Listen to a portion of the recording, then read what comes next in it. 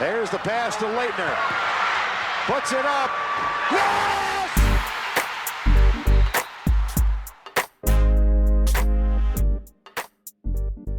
Welcome back to Cameron Chronicles.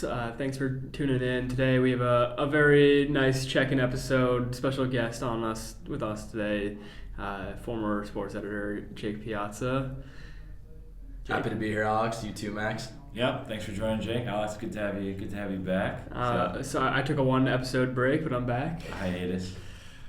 Max, why don't you tell us about what we're getting into today? Yeah, so if you're listening, we're recording this on Thursday, a couple days before Duke's road game against Georgia Tech. A few days after Duke's 78-75 road loss to Virginia Tech over in Blacksburg on Monday night. Following up on a win over against Miami that Duke had in Cameron on Saturday, but again unable to establish any consistency and any sort of flow, any sort of win streak, and still can't buy a road win. So I was there in Blacksburg, but what were you guys' takes? I'm interested in hearing what you guys have to say because it was a back and forth game, but again Duke just couldn't close it.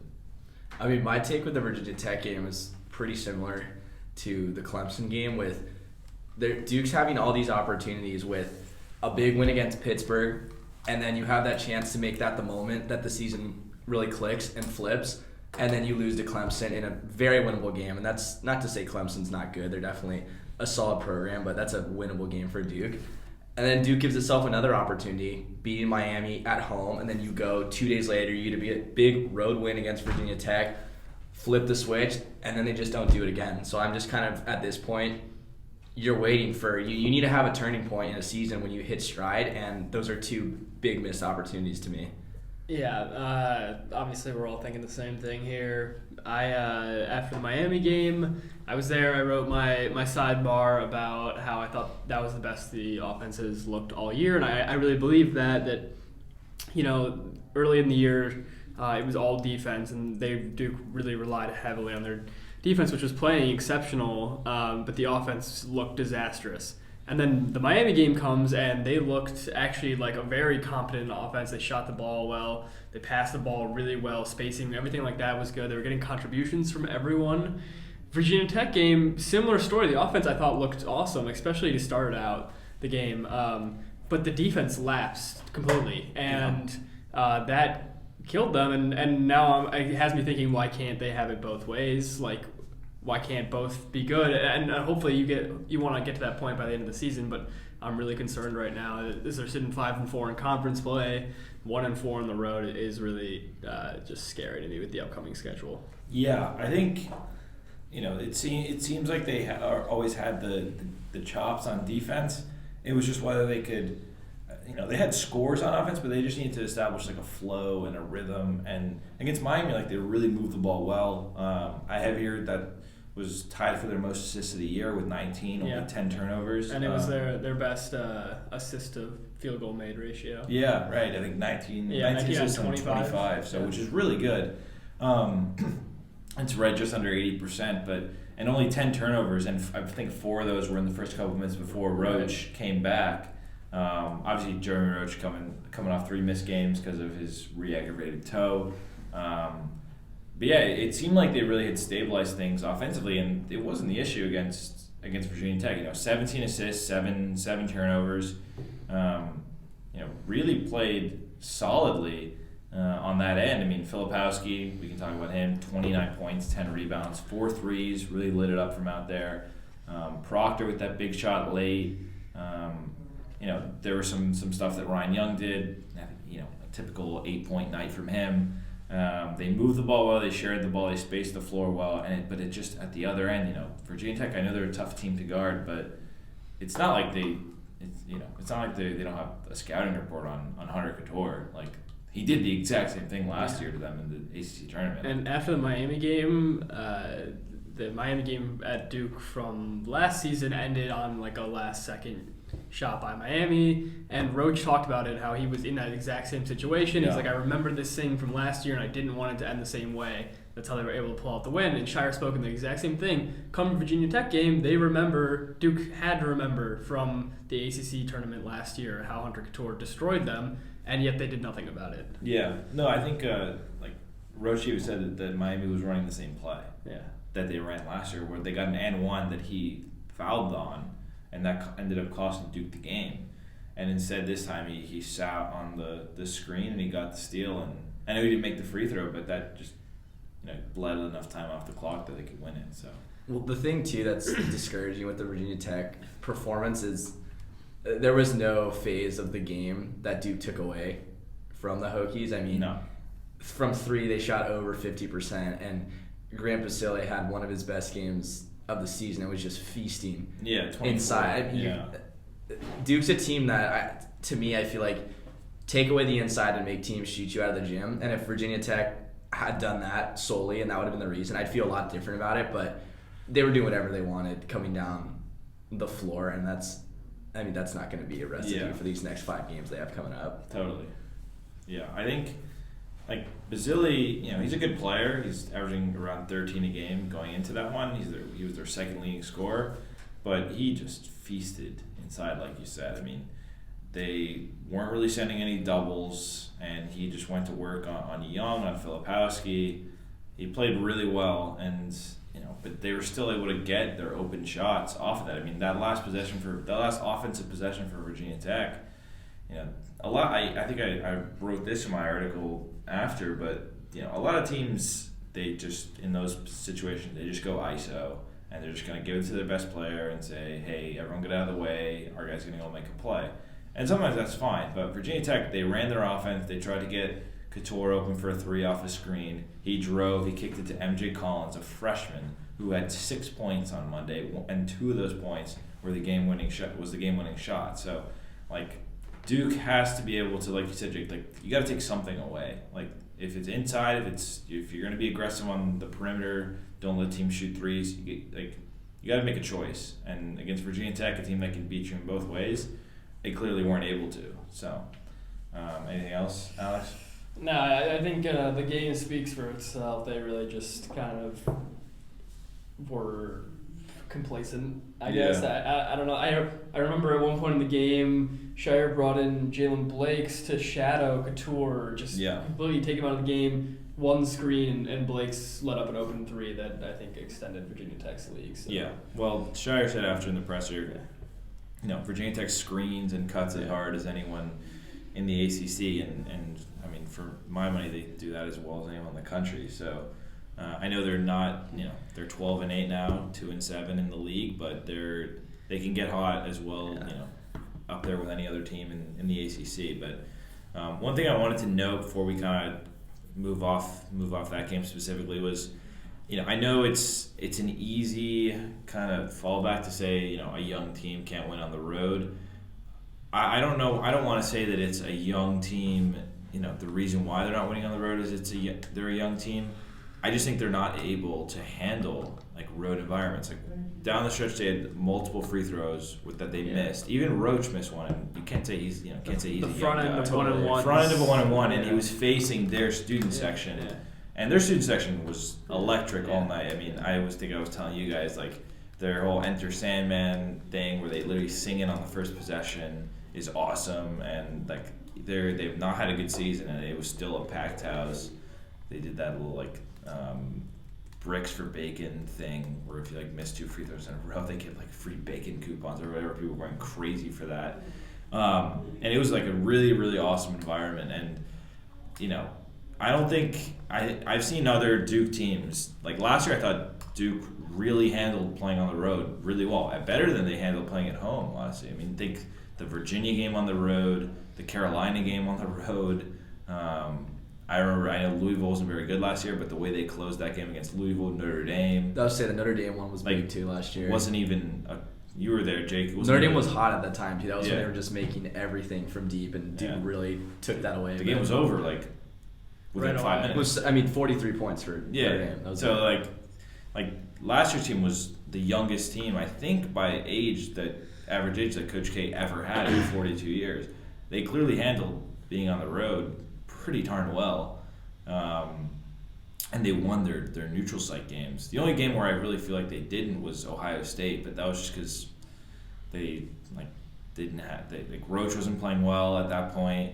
They didn't really have great point guard play, and it's post Gonzaga too. Post Gonzaga, right after Thanksgiving, that was a tough one, and they just mismanaged the last couple minutes of that one. But I don't think you can just say, young team automatically going to struggle on the road. I just think there's something that this team needs to adjust to in some of these environments. That's not you can't just say in general it's a young team. Of course it's going to struggle. There's something with there's something to missing free throws when you're down 3 a couple minutes ago. You got to say pressure's involved in that. I mean, that's not just a road thing, 'cause it happened in the Miami game as well.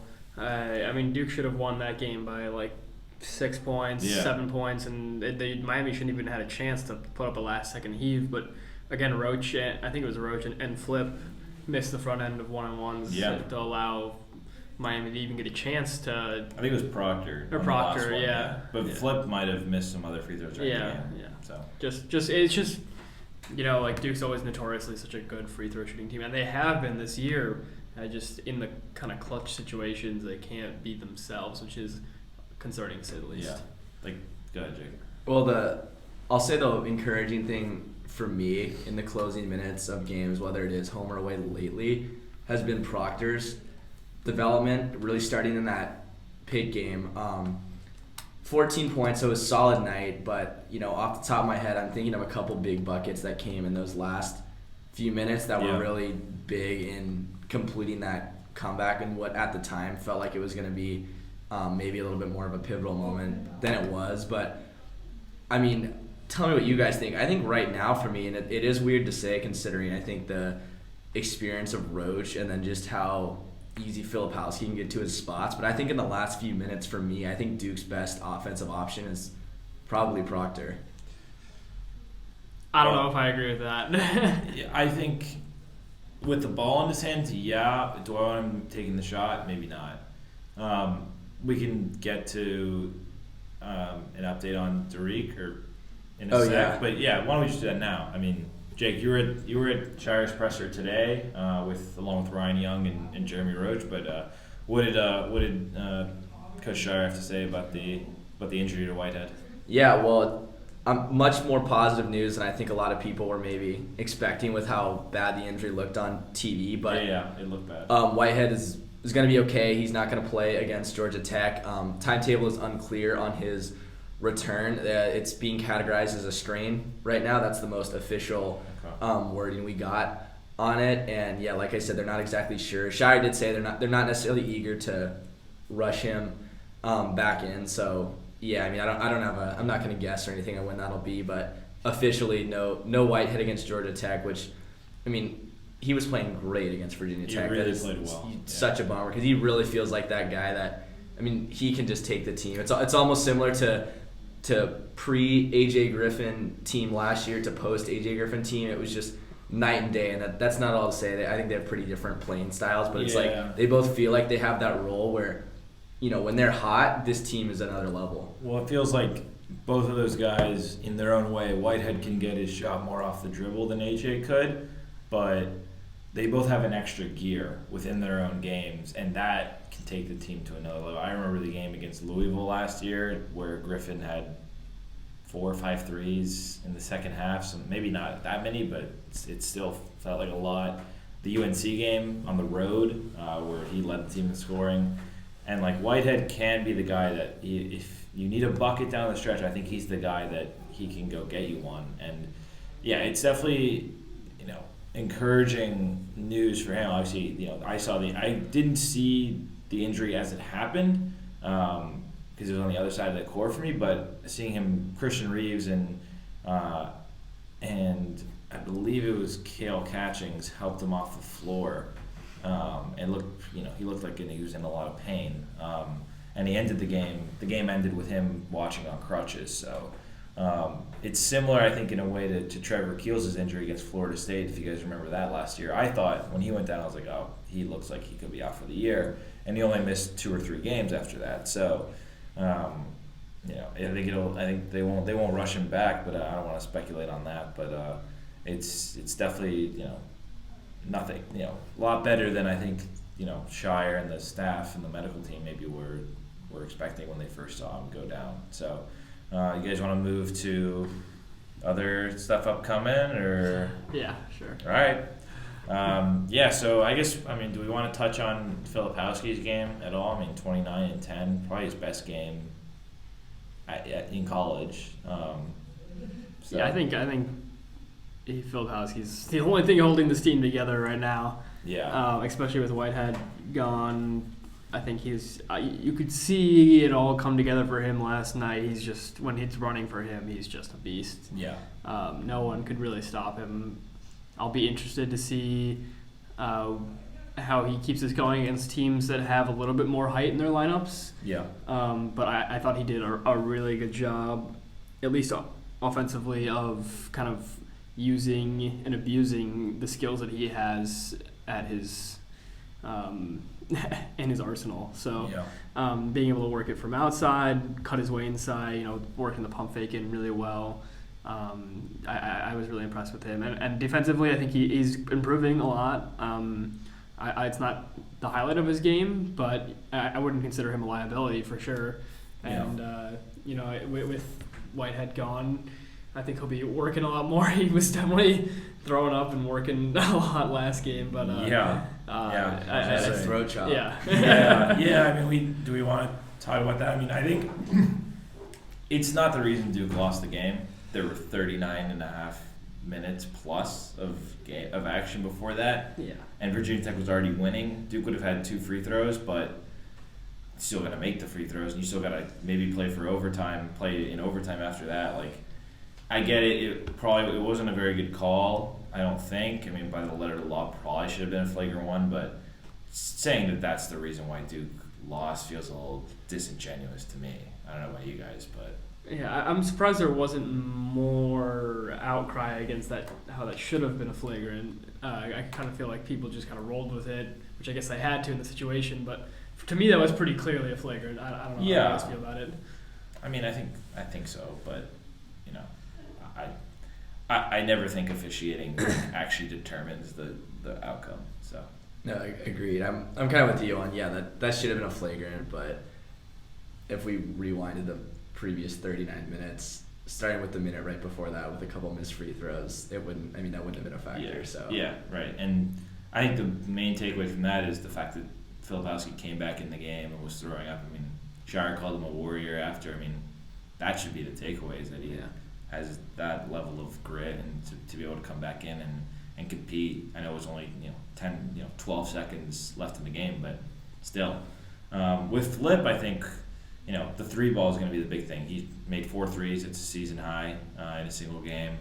I think Mike Young said after the game that in all of their conference games this year, he had hit 4 threes in total. Mike Young, joked, said it was great coaching by him to let Flip go hit 4 threes. But yeah, if he can get the 3 ball, that unlocks a lot, because then you got to cover him a little farther out on the perimeter. He can take you off the dribble. He can dish it. He can lob it. That's really gonna get the rest of the team going. It could get guys a lot of open shots. But one thing I kind of wanted to do here was blind resume. What was Paolo Banchero's stat line last year? Overall, points and rebounds. I want to say it was This actually surprised me. 15 and 9. So 17 and 8. Filipowski is 16 and almost 10. So he's not as good as Paolo. He's not. But it's interesting how valuable he is to this Duke team. Yeah. And with the amount of stars that Duke had last year, Wendell Moore was a National Player of the Year candidate through the Gonzaga game. How do their field goal percentages line up? I think the one part that Flip is still working on he's a volume shooter, and he gets a lot of attempts and he'll grab his own offensive rebound a lot, but he needs a lot of shots in every game. So he's shooting 43 from the field, almost 29 from 3. Paolo's shooting 48 and 33, which is pretty significant. Yeah. Pretty big jumps.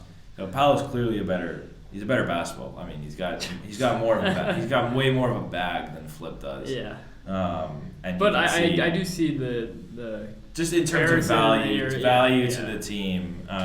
Because like this Duke team, I know they had the top recruiting class, but clearly doesn't have the level of top end talent that last year's team had. I mean, last year's team had Jeremy Roach as the sixth man for parts of the year. I mean, that was ridiculous. I mean, how loaded that team was. So, well, for me, I think I'm looking at Flip's kind of game log here. I think you want to see him in like the 15 shot per game range, and I'm not faulting him for taking the 22 shots against Clemson or the 17 against Virginia Tech. Like he still played well, and especially against Clemson, he was really they needed offense, and it wasn't really coming from anyone but him and I guess Proctor, who played pretty well that game too. So it's almost like Duke just needs to get in the position to where he's not being forced to be taking 20 plus shots a night, because I don't. I mean, he's done that once and they lost. So that's not the path for me. No, I think the path now is.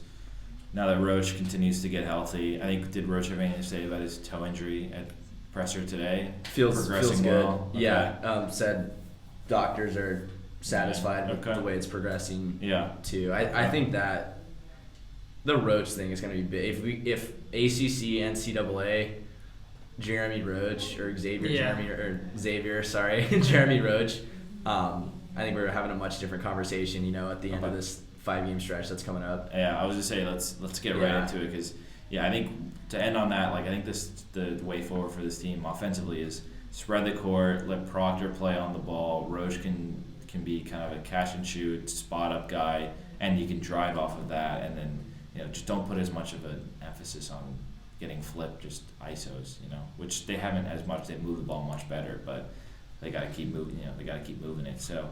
Yeah, so huge 5-game stretch coming up for Duke, actually. So Georgia Tech on Saturday. I'll be there. You will be there, right? You driving down to Atlanta? Oh, yeah. Georgia Tech, one of the worst teams, probably the worst team in the ACC in the non-Louisville category. Louisville might not be an ACC team right now. Has Florida State gotten themselves out of the basement? Yes. The ACC-wise, yes. Overall record is still really bad, but they're about 500 in the ACC. Oh, that's not bad.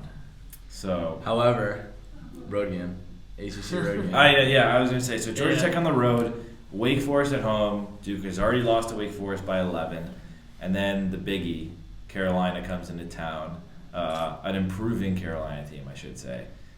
Here they come, and then at Miami, Jake, you and I will be there, and then at Virginia, that's a brutal 5-game stretch. So, what are you like? How can Duke get a winning, pick up a winning record? Because it seems like for tournament seeding, Duke is comfortably in the field, it looks like now. But personally, I got some thoughts on that, actually. But, because ESPN has them as still a 5 seed. Which personally, I think they're on the bubble, at least close to it. Their resume is not good. Their only 2 good wins. I mean, Xavier.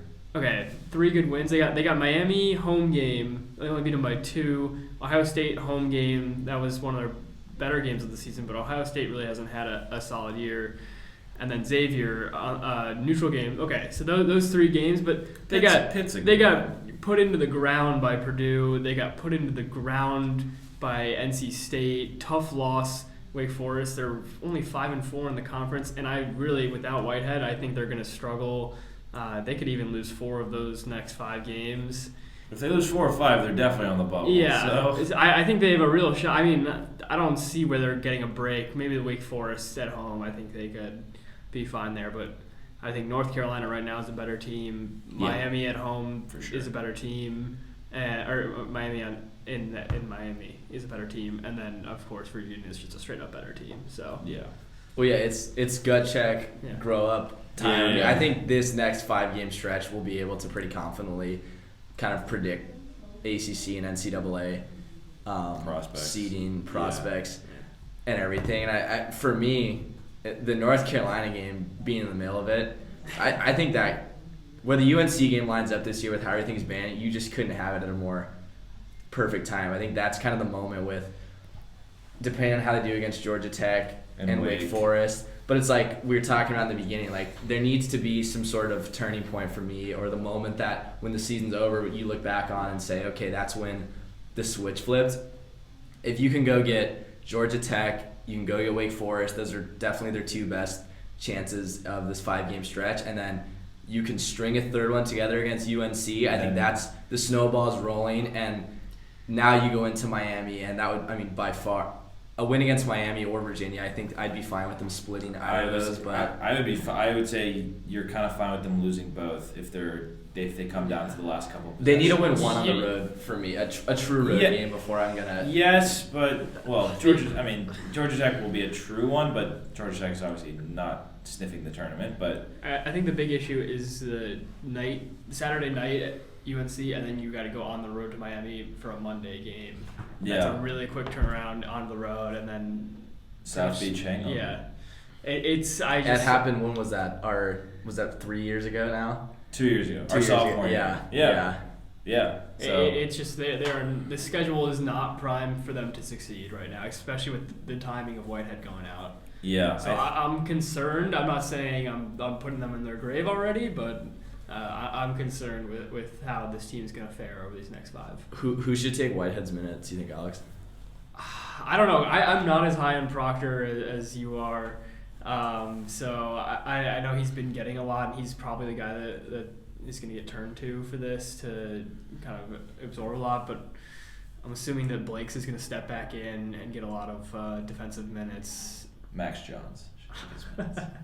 Here he comes. I think I don't know. Lively consistently gets into foul trouble, so he has to sit a lot. But I think Shire could play around with some more creative lineups to possibly get Lively some more minutes. I agree. I mean, we've talked about this a little bit, but do you try out Jaden Schutt, or is it too late in the season to be trying anything? We've heard like transfer rumors about him, right? Nah, I think that's everyone loves to. I think people are just speculating. I'm a big on Jaden Schutt.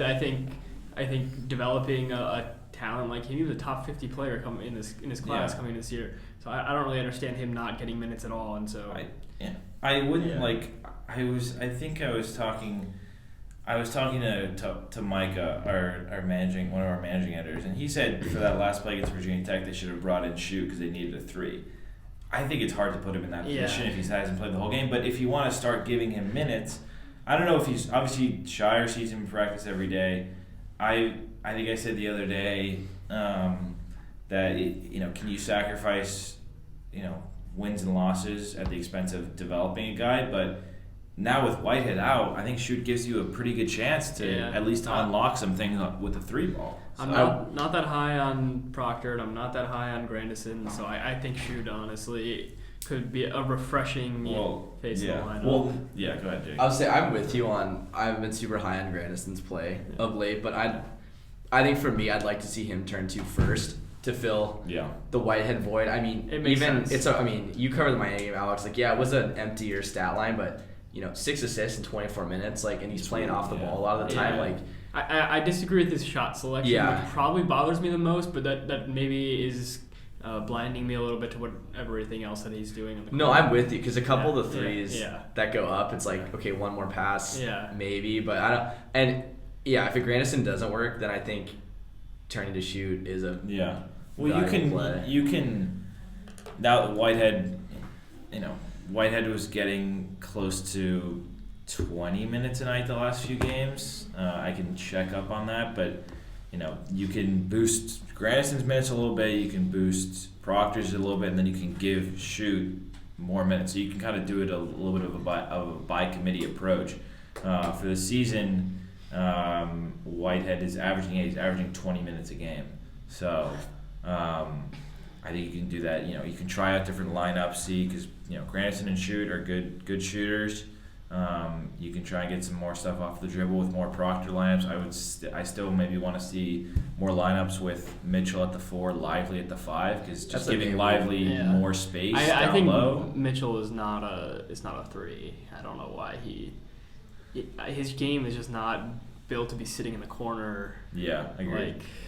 He's a good, still Yeah. statistically a good shooter, but Yeah. I think he's a much better slasher and roll guy. Well, we saw him doing that so much more in the beginning of the year, and I don't really know why that's Yeah. tapered off as much. But I mean, when he was getting downhill, and yeah, he had a little bit of a charge problem, I feel like. But Yeah. I mean, that was tough to guard him when he could get in the lane and he could Yeah. pull up or finish from the left side too. It's just tough with all the injuries because he's been the one guy. Him and Flip have been two of the guys that have really stayed healthy and stayed in the starting lineup. Yeah. And it's hard with all those moving parts around you. With Roach coming in, Lakes came into the starting lineup for a couple games. It's just tough, to establish a role. When you're playing with different guys at different points of the game. So I think it's been tough for Mark, but I really like his defensive ability. He's a really good. I think Jake with the Clemson game, he said he took Hunter Tyson out of it. Oh yeah, well, and same with Isaiah Wong. Isaiah Wong. Yeah, thank you. In the Miami game, like that. He's if you can such a play good defender. if you can play 4-on-4 basketball like that and remove somebody from a game, Yeah. Duke's 4 against a lot of other 4 are gonna have the edge. And talent-wise at least. exactly. Especially when, like you said, they're taking away the other team's best player. Like Isaiah Wong's Miami's best player. So, and I know he was a little under the weather, but it was still impressive what they did against him. Oh, and Hunter Tyson was perfectly fine against Clemson. I mean, he was averaging 15 points a game too. Yeah, He said, Mark's a great totally. defender. Yeah, totally. I think, one thing I think we mentioned, but Duke is a 5 seed on ESPN. I think Joe Lunardi usually does a pretty good job. I don't know how. They're ahead of Miami too, seeded, right? Yeah, I don't know. That's Well, crazy. They did beat Miami, but I still wouldn't have Miami. I think is a better team on paper than Duke. I don't see Duke being a top 5 seed. I think Duke right now is like a 7 seed, and they like NC State is a 7 seed right now. NC State smoked Duke, and they have less losses, and they have a couple good wins. They were really competitive against Kansas early in the year. I would say like Duke should be a 7, and they got to go 3-2 in this next stretch to maintain that. Because looking at NC State, they're 16-5. They beat Virginia Tech. They beat Miami. They have beaten. Who else have they beaten? They beat Dayton. That's a pretty good win. Lost to Kansas by 6. They don't have an incredible resume, but it's pretty close to Duke's, and they beat Duke by 24. So that seems to me always head-to-head's like a tiebreak. Well, you really wonder how much that's gonna hurt come selection time, especially Totally. a lot of the wins that we talked about, like they're better ones. You brought up 2, Alex, or the curve of the season. They're at the front end, and that's not gonna help for the progression of the team when your better wins are in November and December and not February. Yeah. So, all right, you guys want to make some predictions this 5-game stretch? What's going to be Duke's record, and who's the X factor for Duke, or what is the X factor? What area of the game they need to improve on to have a success? What's deemed a successful 5-game stretch? Jake, I guess you lead us out. All right, so my prediction is gonna be 4-1. Really? Wow. Give me I'll say a success. I will say 3-2 is I think a successful. I agree. Stretch, but I'm gonna give them the benefit of the doubt here. I'm gonna predict 4-1. I think they win the first 3, so they beat Georgia Tech, Beat North Carolina, Wake, and they're gonna beat UNC. And then I think they split with Miami or Virginia. Which Do I need one? to pick which one? Yeah, I want to know. I'm curious. You think they can take down Virginia on the road? I think they get Miami. No, I don't think they can take down Virginia. So they go 4-0 and then they lose. And I think the X factor for me, I'm gonna go with Lively. We're waiting all year for the agree. art, Yeah. but defensively, I struggle to think of many players that I'd rather have than him. He's such on a the good floor. defender. If you just talked about the defensive half, Yeah. he literally can switch on to anyone, and Shire talked about that It's today. so impressive, yeah. Mark Williams, great defender last year too, but I wasn't as comfortable watching him on Switch a guard on to- as yeah. Lively. Yeah. That's ACC defensive I think player Mark of the year. Williams had a jumping problem, so when he was guarding smaller guys, he would jump at pump fakes, but Lively doesn't do that. Yeah. Exactly. He's So- super disciplined. And so then the part with Lively's game is going to be like, can you give 10 on offense? Can you stay out of foul trouble? So I'm all in on Yeah. Lively being the X factor. What do you got, Alex? So for me, I'm a bit more pessimistic. I think 2 and 3. I think they get the first 2, but they do exactly what they've been doing all year and sink the big game against UNC, and then the road is their doom. Again, for me, I wouldn't rule it out of the question for them to play in the exact scenario you just described. But for me, I think they're going 2 and 3, and I think again, Lively is that X factor, just because we see now that the offense is starting to get into a rhythm, and I would like to see that defense rebound from these past couple of games. So I think it starts with Lively, considering how good he is, and he just needs to stay out of foul trouble, because I think the biggest issue right now is his minutes, because he's constant. He picks up 2 quick fouls, I think, like every game. If is forced to take a seat and miss most of the first half, maybe the start of the second half too. So Yeah. I am not quite as pessimistic as you, but not quite as optimistic as you. I have 3 and 2, but a little different order might surprise you guys. I think they're going to beat Georgia Tech. I don't like Georgia Tech's just not very good this year. Poor Josh Pasher, because I think we all like him. He's a good dude, but He's a good guy. I think they'll beat Wake. I think Wake's a really good team, but Wake's just lost to Pitt. They can turn the ball over a lot. I think they're going to lose to UNC at home. I can't pick Duke to beat UNC. UNC showed what they have in 2 games against Duke last year, and I think Caleb Love is going to hit another big shot against Duke. It's going to happen. Is he the greatest villain of the rivalry? Tyler Hansbrough Okay, or Christian yeah, Laettner. That's fair. Those 2 guys. Or Reddick. yeah. Love just might have the best moment. From Yeah. Final Four. Oh, yeah. But he yeah. And then I think Duke is going to beat Miami off of that loss. Going to beat Miami on the road, then lose to Virginia. I don't think Duke's going to beat Virginia. I think Virginia is like one of the 5 teams I would pick to win the national title right now. So I feel like we say that every year, but not last year. not last That's year. true. Definitely not last year. You gotta shoot to beat Virginia, and I'm not. I'm with you. No, they're not going to like. They can have one of those games. You never know. They beat Virginia 2 years ago. I don't know if you guys remember that in Cameron, and It was ugly, wasn't it? It was really ugly. Yeah. For sure. Yeah, it was grinded out, gritty win, but I don't think that was at home, and it was basically an open gym. This is going to be at Virginia. Virginia's going to be Saturday. a madhouse Saturday. Yeah, no. We were watching that game in your house, your apartment. We were? Yeah, I think so. I thought it was his, but I don't know. Or maybe it was yours. Yeah. It's been a long it was, time. yeah. It's been a long time. But yeah, so that's all we got. Anything else you guys want to add? That's all I got. Yeah, we hopefully will come back to you guys next week for another podcast. Be sure to tune in. We have our rivalry edition coming out. I think we do every year for the first Carolina game. Lots of content coming out over the next week or so. Print edition comes out February 3rd, the day before the game. So if you're listening to this and you're a Duke student, you're on campus, pick up a copy. Read the website. We'll have a bunch of stuff coming up. And yeah, so Alex, you and Leah, Yep. Boyd will be in Atlanta covering Georgia Tech. So yeah, be sure to again check out our website DukeChronicle.com and follow us on Twitter at Duke Basketball for all of our content. So boys, thanks for joining. Jake, always a pleasure. Yeah, thanks, Jake. Absolutely, boy.